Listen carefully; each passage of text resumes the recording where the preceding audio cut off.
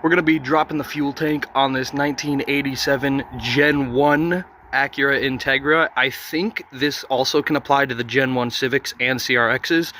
Not 100% sure, but I was unable to find videos on them either.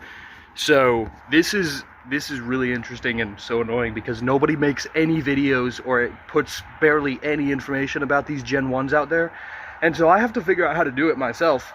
But I'm going to figure it out, and I'm going to show you guys along the way. Because the Gen 2s, plenty of info on, but you can access it through the cab under the back seat. This one you cannot. There is an access hatch. I don't know if you're supposed to actually disconnect the hoses from there or not, but it looks nearly impossible without some weird shaped pliers and special tools. And Honda doesn't seem to usually do that, at least these old ones. So I'm just going to drop it without messing with that. And we'll see what happens, but I've not found any information, so this should be the first on the internet. I hope this helps. Alright, so first things first, you come under from the back of the car. You'll see on the driver's side this bolt, 17mm. Take it out, it'll drain the gas tank. This is one of the extremely rare, miraculous godsend cars that actually have a drain plug on the fuel tank. Makes this whole job so much easier. Mine was leaking, and it's because I found out this was like super loose, so that was not helpful. And then we've got these weird hook things. You want to unbolt these. I don't know what millimeter they are. I have not checked them yet, but these are going to be holding it up. So I went ahead, it's not a 12mm. It's something standard, but I don't have standard tools on me. So I put a 12mm wrench on the top, 12 socket on the bottom, and impacted it off. It was kind of jammed up. You might want to use some PB blaster or transmission fluid to loosen it up. Then I went ahead, got my jack.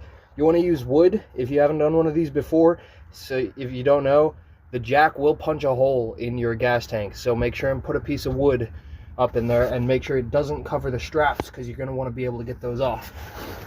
And I jacked it up, and then these hooks literally just come out. This one was jammed. And I found out literally if you just twist it so like this part angles towards the hole, it makes it come out way easier. And you just slide it up and out. And same on this side, just over and out. And kabam, these straps are now off of the fuel tank. Alright, so here from the other side, as you can see, have it up on the jack. Up here, this heat shielding, it looks like you may be able to tip it back and slide it, but there's a like a rear sway bar in the way. I think that's a sway bar. So you do need to get this heat shield out of the way.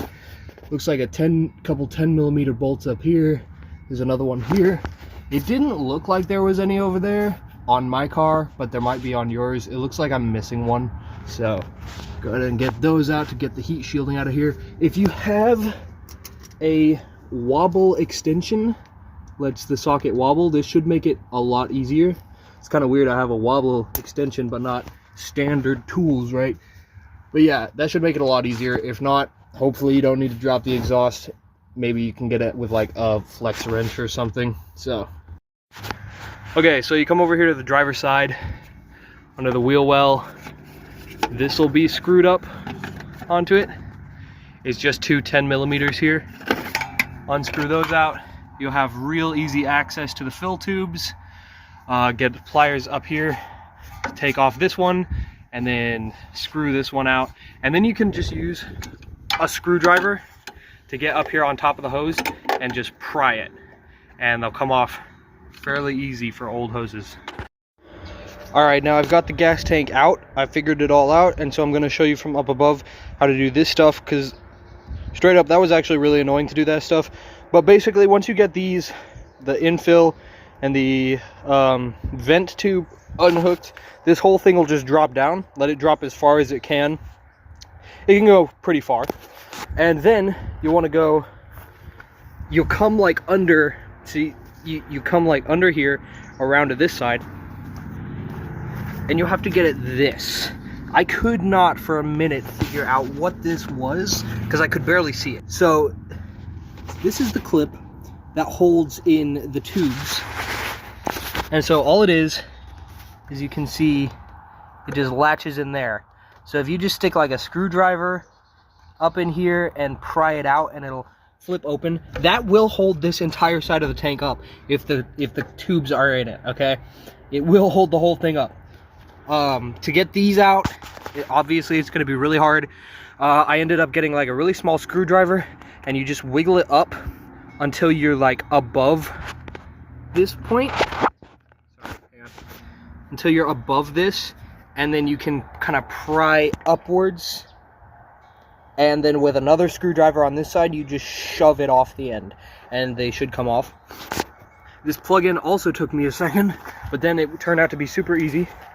So it'll have a rubber boot completely covering it. You just need to grab the little flap over here, completely peel up the boot, and then it'll have like a press right here. I was able to do it just with my hand. I didn't need a screwdriver or anything. Press it in and it'll pull out. Pretty easy. And then this, I think this looks like a regulator or something. This will have a tube on here, same as this one. This one was pretty easy to get out. You just have to take the little hose clamp off. And then I took like a screwdriver in between the hose and itself, and I just twisted, and it shoved it off of there. It was pretty easy. And then you'll have the whole thing out. So now I'm gonna go ahead and clean this thing, and I'll probably have a separate video on how I'm cleaning it. I'm using electrolysis and a chain, and should go pretty good. I hope this helped, because I know there's like no information about these things anywhere. So hope this helped you figure out how to do this.